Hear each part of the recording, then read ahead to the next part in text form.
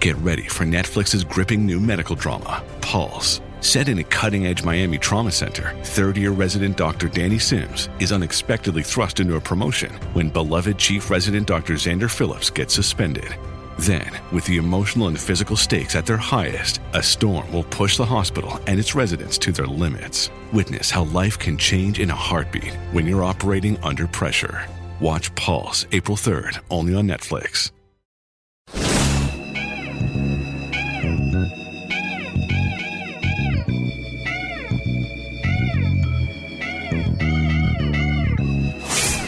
The sound of praise for your Sunday morning. The only one who could ever teach me. Introducing Reverend A.R. Bernard of the Christian Cultural Center. Was the son of a preacher man. And Rabbi Joseph Potasnik of Religion on the Line. The only one who could ever teach me. Now, here's the Rev and the Rabbi, where faith matters. Good morning, I'm Rabbi Joseph Potasnik. And I'm Reverend A.R. Bernard. And we are in New York, the home of congestion pricing, congestion the parking, home of it, congestion walking, just congestion wherever you go. But we love it here. And thank you, America, for listening to the program. Rev, there's an interesting segment in our Torah portion that we read this past Sabbath, yesterday. And it says, these are the accounts of the funds raised for the sanctuary. And Moses is instructed to give an accounting. And some look at that and say, wait a minute, Moses, the leader of the people, has to account for all the monies collected? And the answer is, of course he does. Every leader is not above the law. If it applies to others, it applies to Moses as well. And when you mention accountability today, I think some people kind of are reluctant to recognize that we are all accountable. We're accountable to God, of course, but we're accountable to human beings when we assume positions of responsibility. What do you say? well, that's the word, responsibility. They don't want accountability because they don't want to be responsible for what they've been given stewardship over. I think about, from Washington, D.C., down to state and local politics, our elected officials. It's a place of public trust, and there must be transparency. So I think that, this text speaks to more than just a celebration of the close of construction, but it's an audit of the books, meticulously detailed, to speak to the significance of accountability. It teaches leadership, integrity, and I think that it shows that although, Moses was unquestionably trustworthy and chosen by God, all right, he still Mm-hmm. had to be held accountable and model accountability in front of the people and the other leaders. And Yeah. if you're a leader, all the more so, you have to be the exemplar of accountability. If you want others to Yeah. do it, and you're the leader, and you don't do it, what message does that send? And I look at the news today. We see what happened with, the Signal site where people thought what was private all of a sudden was not so private, and then started pointing fingers. And the best policy is when something fails and you are a leader, you got to say, it's wrong, it's on me, and I got to correct it. But Right? how do we, yeah, but how do you respond to the fact that it seems in our nation that character no longer matters? Integrity, honesty, accountability no longer matters. Mm, As long as you can get the job done, then that's all that matters. yeah. What you do in the process doesn't matter. That's a bad place for us to be in a nation. I remember driving in the car, being behind another car, and it was a bumper sticker. I am smiling because I found someone else to blame. And I think that one of the things that happens is when you are found of some wrongdoing, you blame someone else, or you say, well, wait a minute. It was worse when the other person was in charge. Look at Adam. Adam, don't blame me. Look at the woman, Well, right? Look at the slave. well, We blame yeah, others. It's always easier to find someone else to assign that guilt than to accept it yourself. that's interesting that you look at Adam, Yeah, because that is a very important text, because he said to God, the woman you gave me. So he yeah. did not He's only blame blaming the God. woman, Yeah, he blamed yeah. God. Yeah, but I just see, I talk to people. You mentioned, what happened with the signal. Well, what happened? Remember this Hillary survey? You mentioned January 6th. Well, what about all the riots that took place? With Black Lives Matter.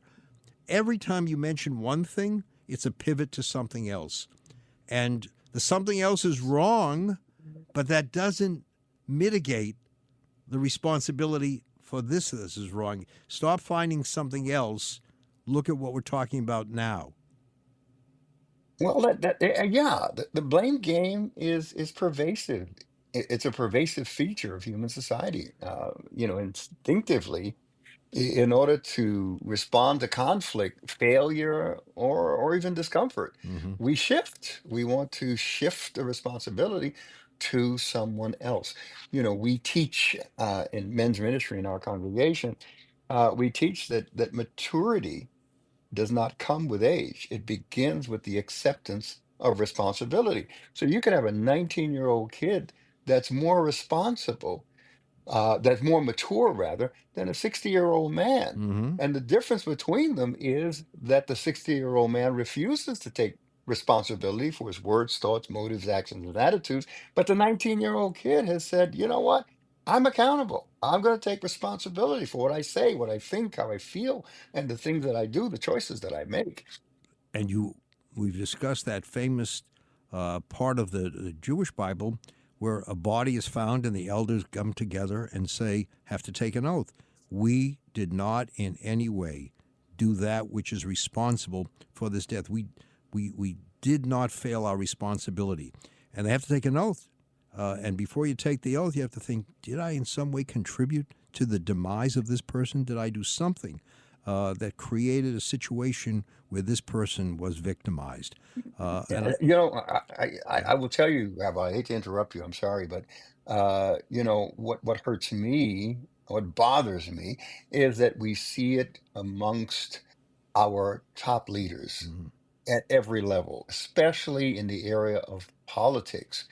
And when our elected officials, all right, play the blame game and don't want to take responsibility, it undermines public trust.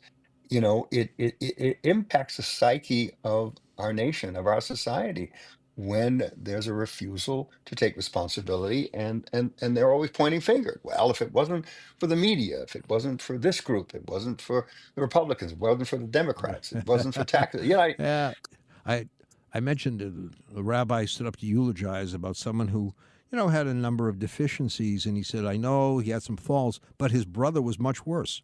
So, if that's going to be, it's always, well, the other side was worse. You get caught for speeding. Well, I may be speeding, but the other guy was speeding much more than I was. I admire someone who says, I was wrong. I admire who says, it's on me. Blame me. Don't blame anybody else. I'm in charge. Blame me. I think that's a very, very significant trait to have, and one that commands respect when you do it.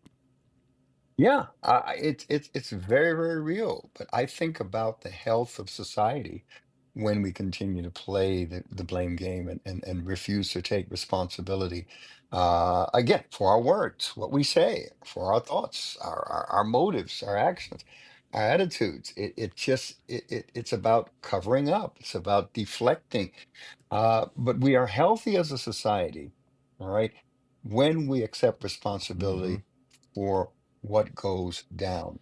I will tell you, in training our congregation in an area of customer service, if I'm in the lobby of my church and someone comes up and says, Pastor, there's no toilet paper, I, I mean, I I or think the or the same person. bathrooms are I think the dirty, same person or comes to or my or synagogue. I think that right. person goes to Well, both congregations. well, here's what I teach. I don't look to blame someone else. I Yeah. say, you know what? I apologize. Mm. I am sorry.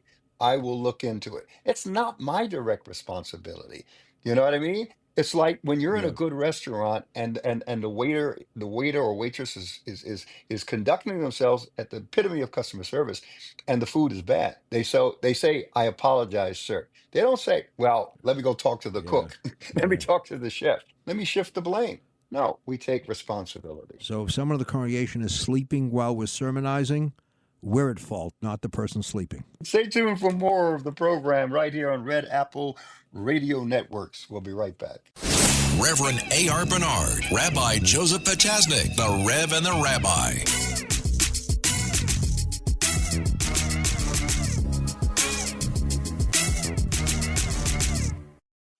Greg Kelly here with an urgent retirement warning. President Trump's return is set to usher in a new golden age, but growing trade tensions and China's ruthless attack on the dollar have rattled the markets. That's why Warren Buffett just dumped $133 billion in stocks. And so too have Jeff Bezos, Larry Page, and even Jamie Dimon, CEO of the world's largest bank. That's why thousands of informed IRA and 401k savers are now shielding their savings with gold. And the experts at Colonial Metals Group are the only folks I trust to help you to do the exact same thing, especially now after Rich Dad Poor Dad author Robert Kiyosaki warned of a coming market crash. So visit freegoldguide.com/Kelly or call 800-655-5186. You'll get a free gold guide on how to bulletproof your wealth with gold tax-free. Plus, see if you qualify for a free home safe and as much as $7,500 in free silver. Once again, that's freegoldguide.com/Kelly.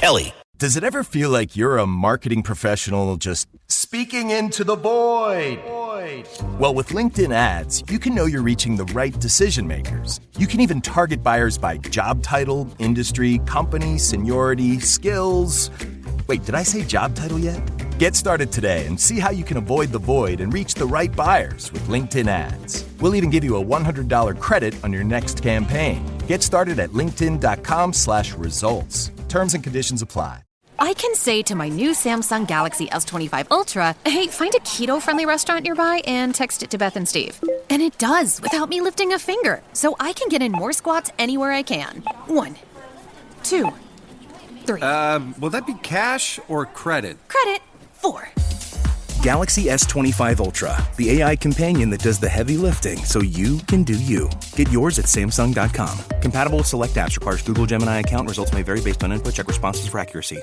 Subtle results, still you, but with fewer lines. Botox Cosmetic, out of botulinum toxin A, is a prescription medicine used to temporarily make moderate to severe frown lines, crow's feet, and forehead lines look better in adults. Effects of Botox Cosmetic may spread hours to weeks after injection, causing serious symptoms. Alert your doctor right away as difficulty swallowing, speaking, breathing, eye problems, or muscle weakness may be a sign of a life-threatening condition. Patients with these conditions before injection are at highest risk. Don't receive Botox Cosmetic if you have a skin infection. Side effects may include allergic reactions, injection site pain, headache, eyebrow and eyelid drooping, and eyelid swelling. Allergic reactions can include rash, welts, asthma symptoms, and dizziness. Tell your doctor about medical history, muscle or nerve conditions including ALS or Lou Gehrig's disease, myasthenia gravis, or Lambert-Eaton syndrome, and medications, including botulinum toxins, as these may increase the risk of serious side effects. For full safety information, visit BotoxCosmetic.com or call 877-351-0300. See for yourself at BotoxCosmetic.com.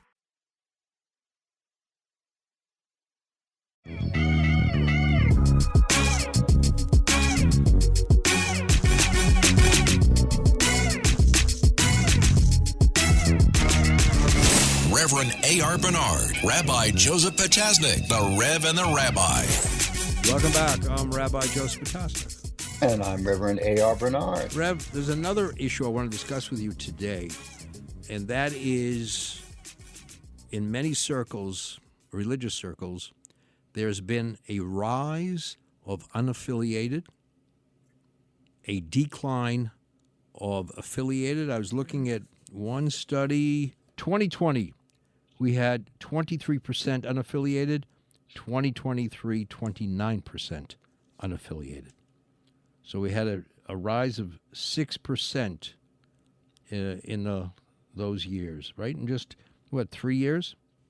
Well, it's definitely happening within Christianity. There was a Pew Research that was done, and it's self-identified Christians, make up 63% of the US population in 2021, down from 75% 10 years ago. Mm-hmm. So it's gotten to the place where, 1 in 4 are identifying. And yeah, it continues to increase. Now, I read another article where there's a switch, that there is a rise in the affiliated within evangelical circles and a decline in the unaffiliated. Mm. So I think that we witness a rebellion against institutional religion, but there's a need for spirituality. So individuals tend to find their way back. So they may change denominations. They may become non-denominational in our Protestant context. You know what I mean? But they still don't abandon faith. And I think that's important. Yeah, I've seen in the Jewish world, it's a mixed review. I see in some of the Orthodox circles a rise in participation and membership. I've even seen some of the non-Orthodox circles, some increases, but I've seen too many decreases in the Jewish world of young people in particular saying, that's not for me. And what bothers me is the that's not for me carries over into communal participation in other groups. Remember, was it Putnam's book? Was it Robert Putnam's book, Bowling Alone? Yeah. Right? Where young people are just not interested. It doesn't resonate with them to join a group. They won't join the gym, but they'll hire a trainer because that has meaning for them. That has value for them. They're not going to join a congregation, but, they'll look for a tutor for a particular event. They'll, particularize something without the general support. So it's something that, does not augur well as we go forward. Yeah, yeah. You and I have talked about this from time to time, Rabbi. Because a lot of the millennials and even the Generation Z are saying, well, we're not religious, we're spiritual. Right. And they're making this distinction between spirituality and religion. Well, they go hand in hand because we are spiritual by nature. We have this need for purpose and meaning and transcendence. And that's part of who we are as human beings around the world throughout history. So how do we take that spirituality and codify it into ritual and practice so that we can pass it on from one generation to another? That's called religion. That's Yeah, when it's that, formalized. yeah. Otherwise, it won't be preserved.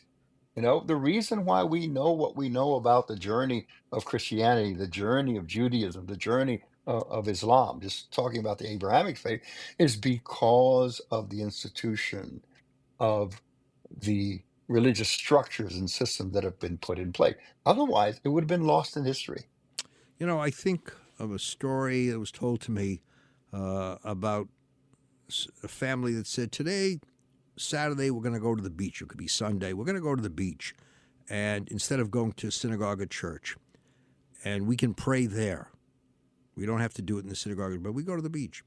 And one of the kids said, wow, that's great. When's the last time we did? In other words, when it's only spirituality without the structure, without the regimen, it tends to dissipate. It's got to be, there's got to be a real examination of doing something that is codified, as you said, or doing something that's very casual. And casual Judaism or casual religion often results in religious casualties or irreligious casualties, right? That's a sermon. You got a sermon going there, Rabbi.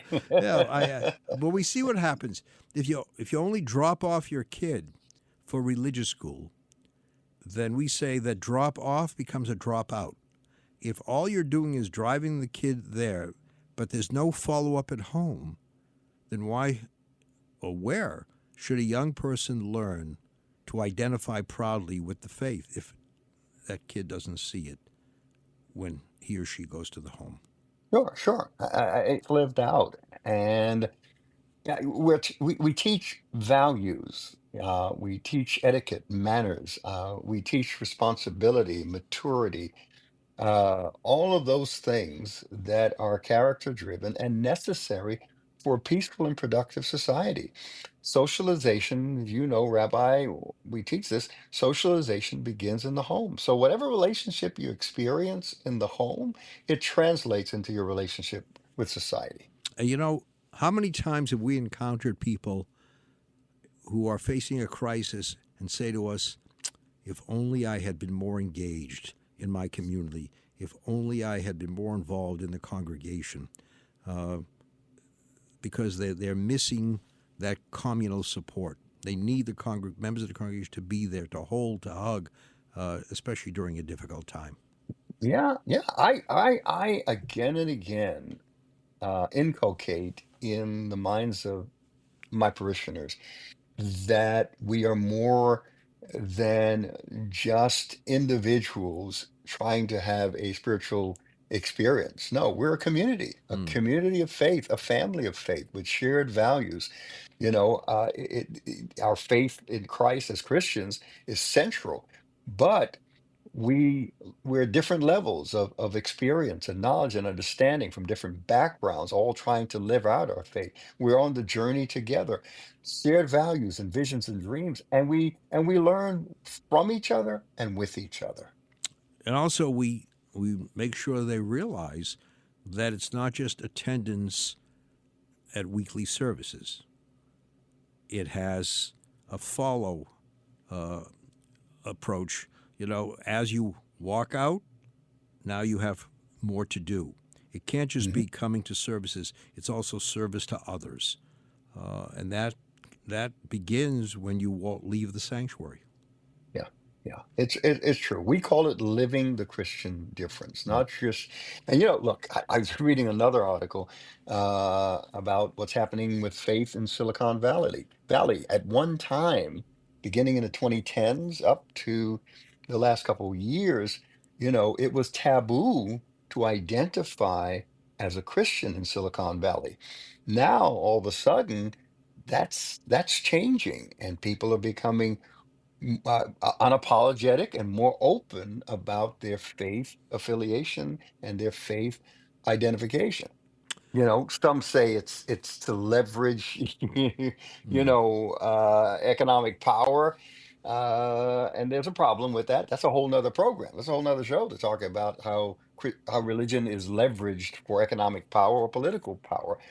But to know that in spaces where the conversation of faith was taboo, and now we're seeing the emergence of individuals and a change in attitudes that no, let's talk about it, let's engage it. That's hopeful. I think that's important. I think COVID taught us the danger of being disconnected from one another. We are going to come back and have hopefully a very inspiring conversation. I believe it will be, with knowing one of the guests and hopefully getting to know the second guest, Dr. Sandy Morgan, Rabbi Diana Gerson. Okay, so stay tuned for more of the Rev and the Rabbi right here on Red Apple Radio Networks. Reverend A.R. Bernard, Rabbi Joseph Potasnik, the Rev and the Rabbi.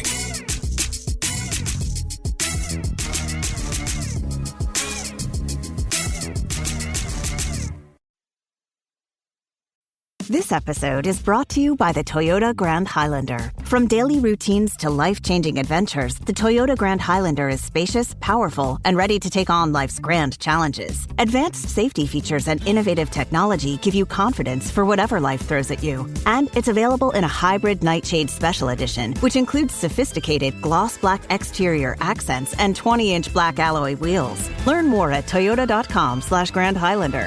Toyota, let's go places. You've maxed out your 401k, you're contributing to an IRA, and making some other investments. You're ahead of the game and doing well. But where do you go from here? The same old story can only get you so far. If you want a new take from a new type of financial professional, we invite you to get a fresh perspective beside an agent with the backing of New York Life. Insurance, investments, retirement, and more. Visit NYL.com to learn more. Investments are offered through registered representatives of NYLife Securities, LLC. Member FINRA SIPC, a New York Life company. Empower. Claire is practicing her breathing for her upcoming yoga retreat in Bali. Has she ever done yoga before? No. But Claire worked with Empower on her savings and investment strategy. She got good at money, so she can be a little bad.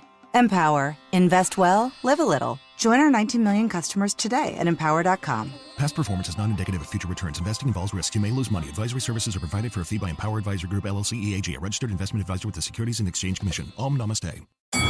Halliday presents, in the red corner, the undisputed, undefeated Weed Whacker Guy.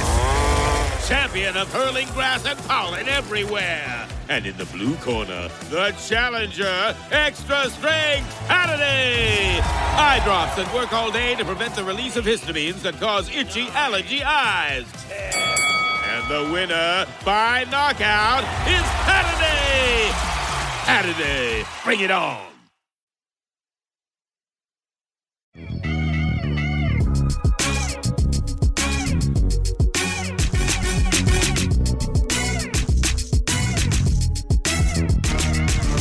Reverend A.R. Bernard, Rabbi Joseph Potasnik, the Rev and the Rabbi.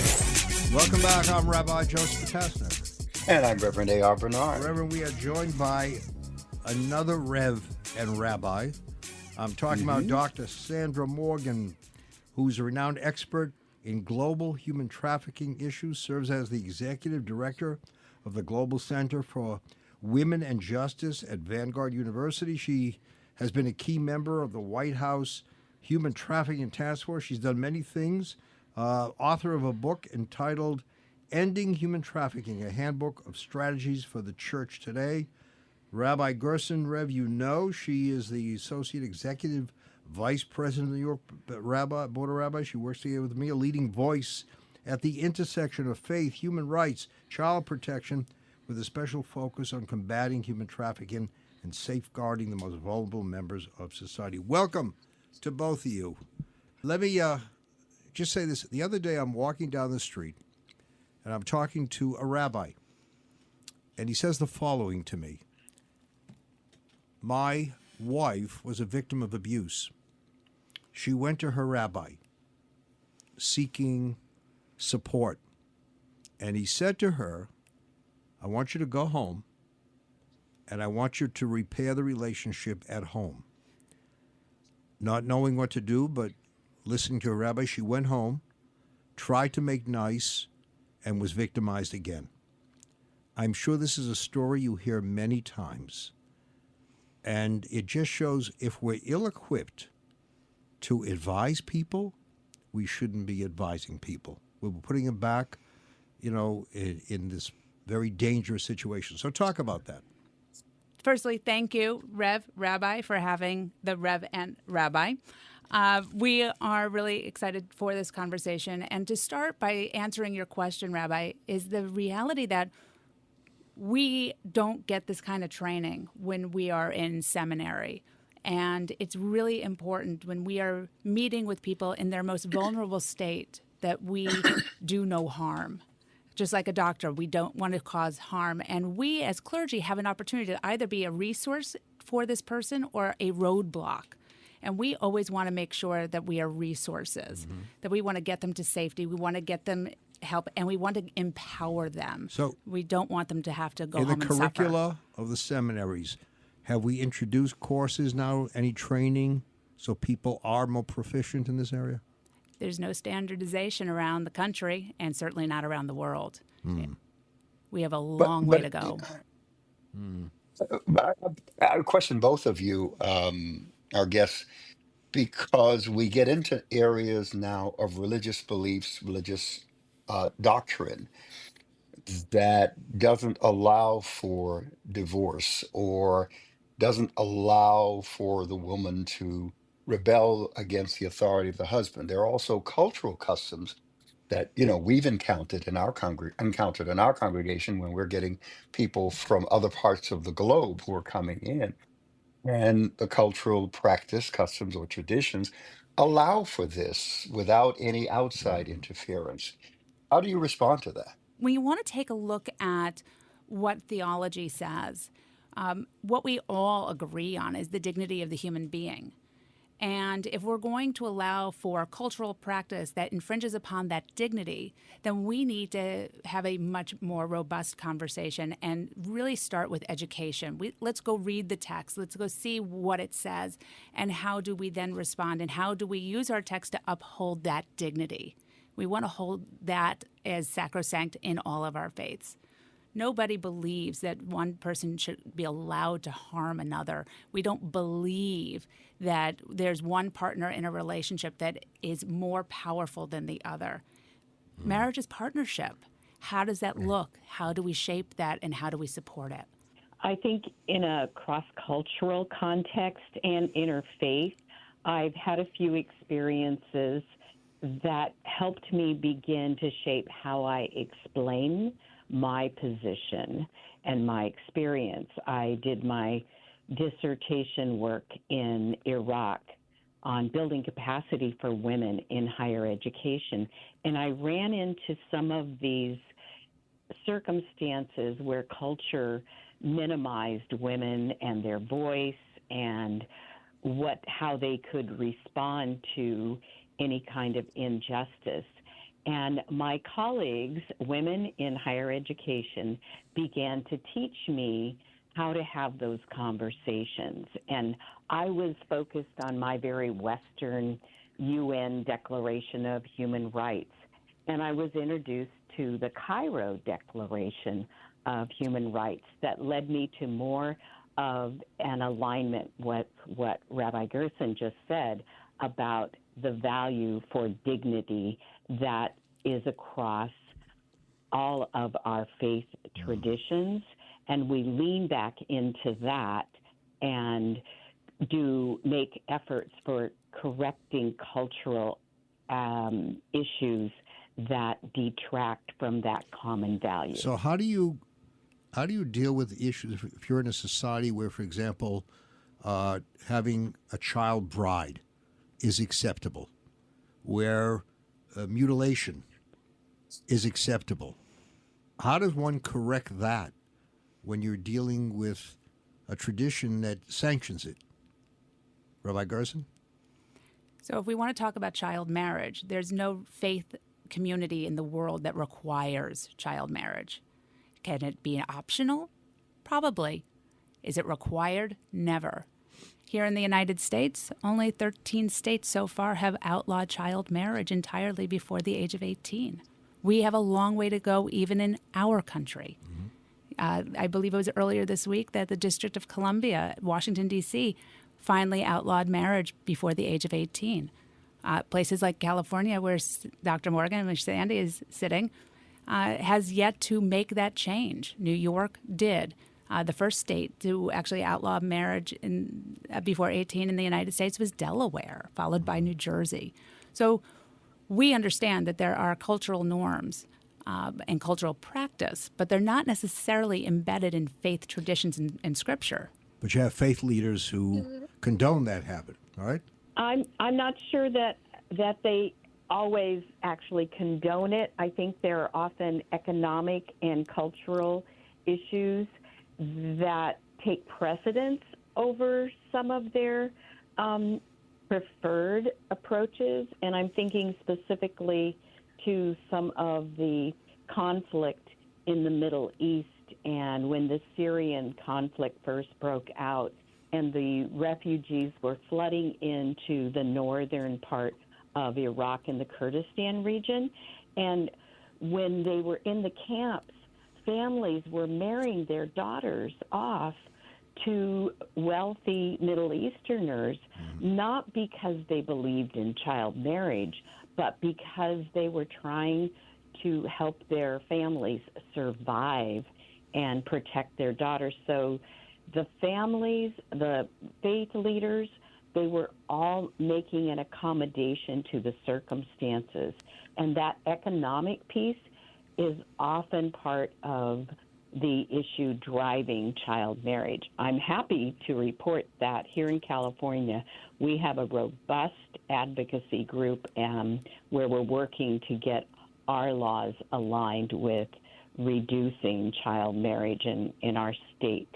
America has a history fighting against the patriarchal model that was present at the inception and based in Christianity here in American history.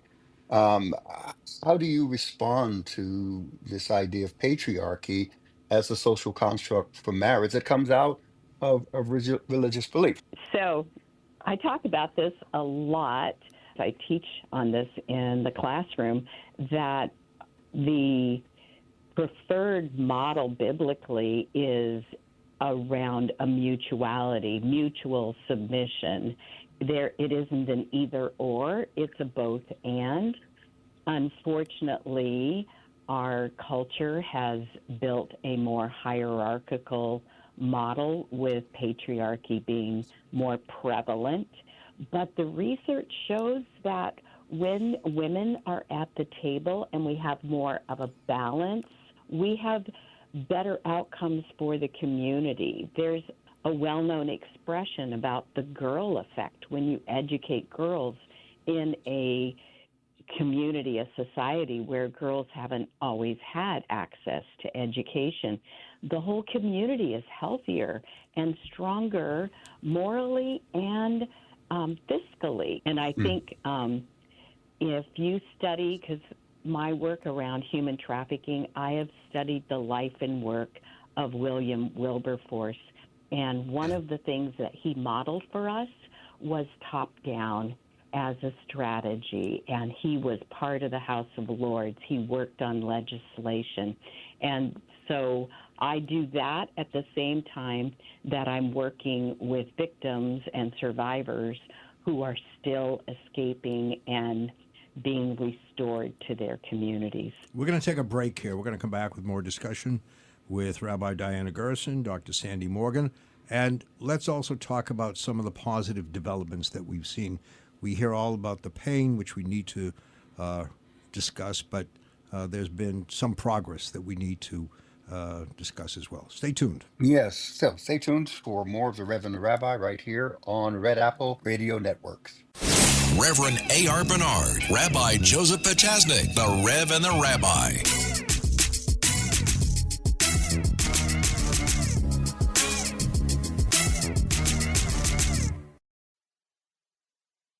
Last week was our first playoff game, and my plaque psoriasis was so itchy under all my gear. Sometimes just thinking about scratching could take me out of the moment. And then my doctor told me I could get clearer skin with a pill called Otezla. Otezla apremilast is a prescription medicine used to treat adult patients with plaque psoriasis for whom phototherapy or systemic therapy is appropriate. Otezla can help you get clearer skin after just 4 months. Okay, ready for the next game. Talking to my doctor about a pill was a total game changer. Don't use Otezla if you're allergic to it. Get medical help right away if you have trouble breathing or swallowing, swelling of the face, lips, tongue, throat, or arms. Severe diarrhea, nausea or vomiting, depression, suicidal thoughts, or weight loss can happen. Tell your doctor if any of these occur and if you have a history of depression or suicidal thoughts. Live in the moment. Ask your doctor about Otezla. Call 1-844-4-OTEZLA or visit Otezla.com for prescribing info about cost, and more. Oh my God, it's the coolest thing ever. Hey guys, have you heard of Goldbelly? Well, check this out. It's this amazing site where they ship the most iconic, famous foods from restaurants across the country, anywhere nationwide. I've never found a more perfect gift than food. They ship Chicago deep dish pizza, New York bagels, Maine lobster rolls, and even Ina Garten's famous cakes. Seriously. So if you're looking for a gift for the food lover in your life, head to goldbelly.com and get 20% off your first order with promo code GIFT. This episode is brought to you by Progressive Insurance. Do you ever find yourself playing the budgeting game? Well, with the Name Your Price tool from Progressive, you can find options that fit your budget and potentially lower your bills. Try it at Progressive.com.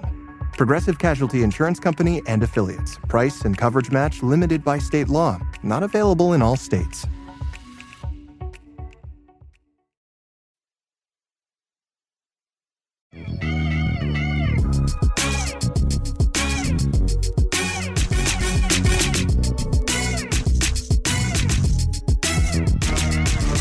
Reverend A.R. Bernard, Rabbi Joseph Potasnik, the Rev and the Rabbi.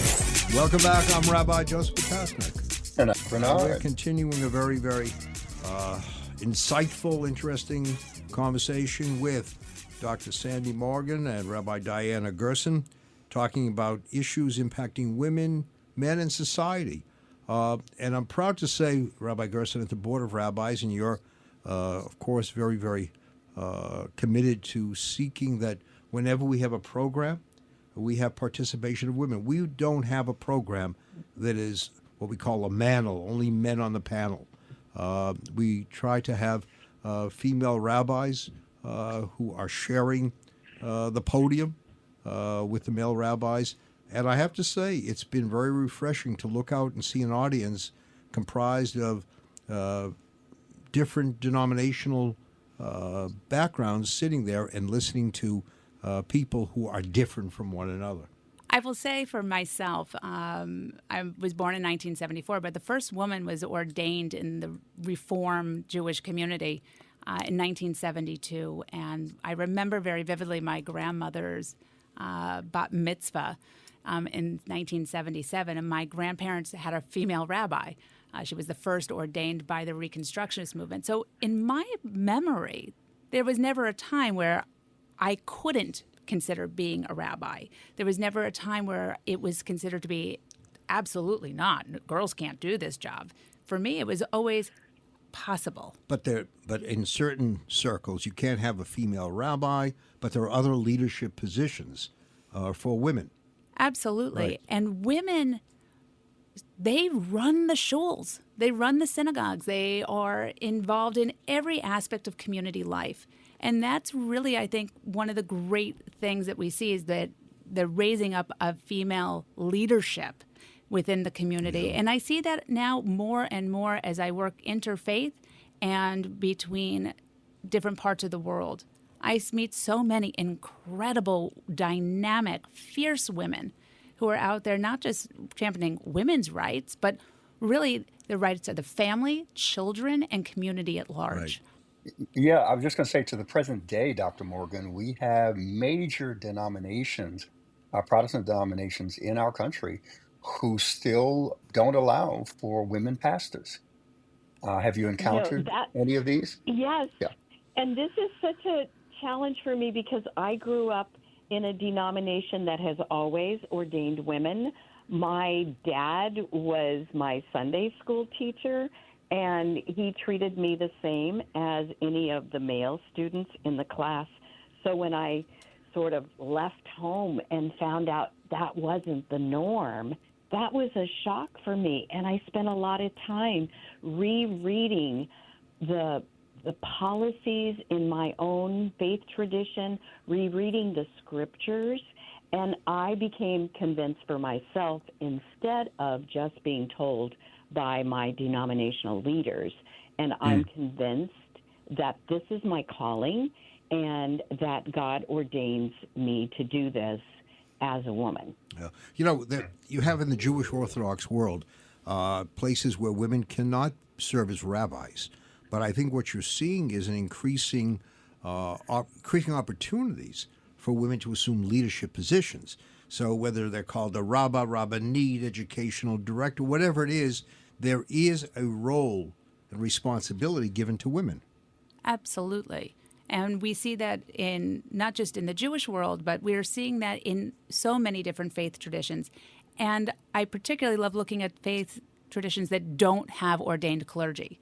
So it is everybody is a leader, and how they really help to raise all voices, because no one owns the Word of God, right? The Scripture, we can all sit and read it. We can all sit and grapple with it. We can all sit and learn from it, and we can all be inspired by the divine. Rev, I've been to your church, Christian Cultural Center, and there, from the time you walk in to the time you walk out, you see women participating in meaningful roles. It's, you know, look. And they're not called reverend, but they certainly occupy a prominent position. Yeah, we have ministers in our congregation. We have deaconesses. We have different levels of leadership and participation. that if it weren't for the women, we would not be christened cultural center the way we are, as efficient and productive as we are. It's amazing. Yeah, but I have colleagues who push back against the notion of having a woman minister. Yeah. You know what? I think it's a cultural shift for many, but it's coming in many places. We've seen where it was, we see where it is, and who knows where it's going to be. But I think men have recognized that we need to have women at the table. Whatever the title is, we need to have women at the table. And we men have a responsibility. One of the failings, I think, and I blame this on the male group, is there are all these conferences that women have on inequality. And there are very few men sitting at the table in those conferences. Am I right? Well, the last 2 weeks we convened at the United Nations under UN Women for the Commission on the Status of Women. So it was the 69th gathering of the Commission on the Status of Women. And I was on panels, and even Rabbi Potasnik was on a panel. And he was on a panel that was, well, he was the only man on the panel. And I'm proposing a commission on the status of men, Rev. But I will tell you, it was an incredible thing to see the streets of New York City, which is flooded with women from everywhere, and most of them finding their way to the commission. And it's an incredible moment to see women having incredibly important conversations with their representatives from the member states. Rev, you think we're going to have this discussion 25 years from now? Absolutely. We'll still be we'll still be discussing holdouts. we'll still be discussing inequalities where women pay the price for it. Sandy, I want to say something about the men. I love that you changed panel to mantle, and I'm going to borrow that from you in my community. But one of the gaps that I've seen is with the rise of women's rights. I mean, we can even have our own credit card since 1974. We can own property, all of those things. We did not teach our young men how to manage that change. We taught young girls, a girl can do this, see Jane run, all those things. We have not kept up with our opportunity for coaching and mentoring young men. So there are lots of misconceptions about what masculinity is.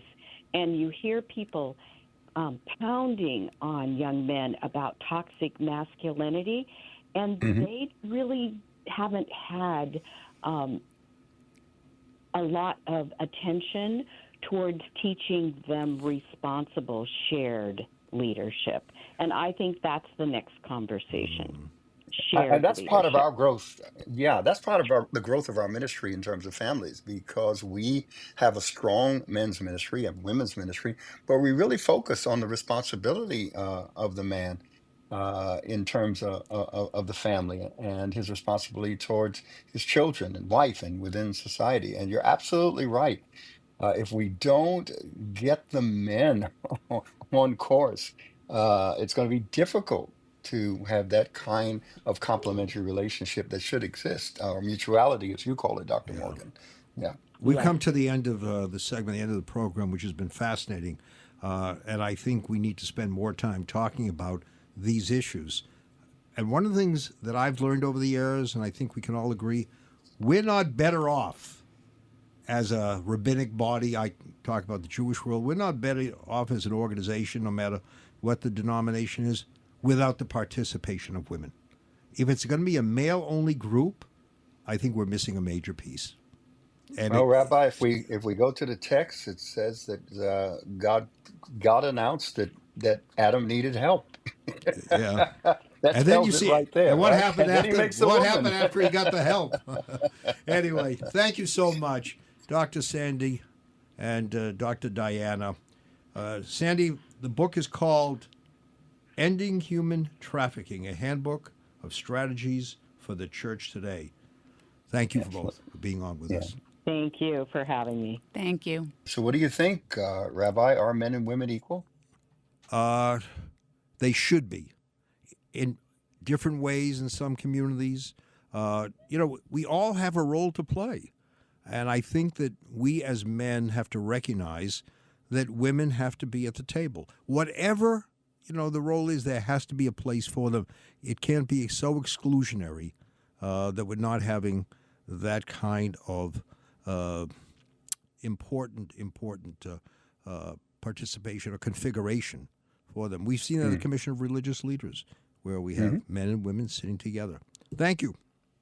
Yeah, I think this is an ongoing conversation, Rabbi, that we're going to get back to again and again. But thank you, our listeners. We hope you enjoyed the conversation today in our program. Until next time, for more of the Rev and the Rabbi, right here on Red Apple Radio Networks. God bless.